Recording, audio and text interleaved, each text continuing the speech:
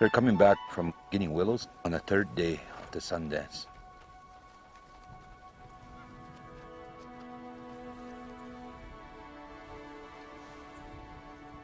I can remember at the cultural center there being a number of Curtis photographs in there, like back in '75.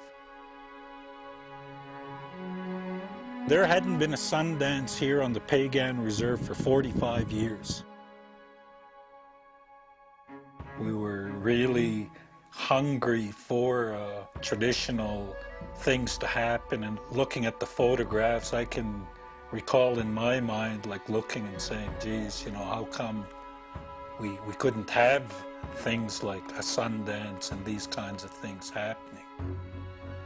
And we started to talk to the elders, and there were still elders that were alive that still could run the ceremonies.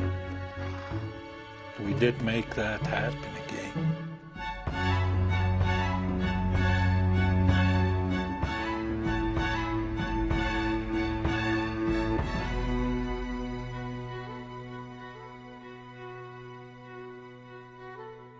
"100 years ago, Edward Curtis set out to capture what he called the beautiful in Indian life, and to show that beauty to the world.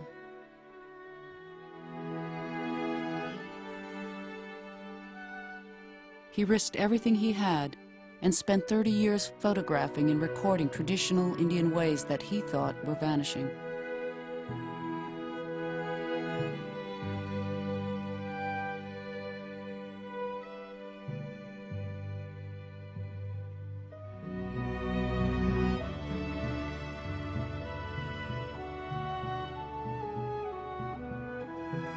By 1930, when he had finished the work, most people had lost interest in Indian subjects. Thousands of his original images were sold to a Boston bookstore for practically nothing. Curtis's photographs, books, and recordings vanished from sight.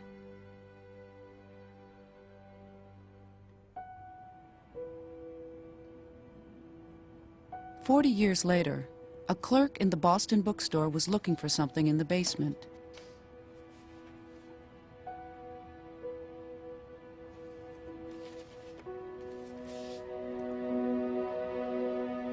To his amazement, he discovered hundreds of Curtis's photogravures, prints, and the copper plates that had been hand-etched from his glass negatives.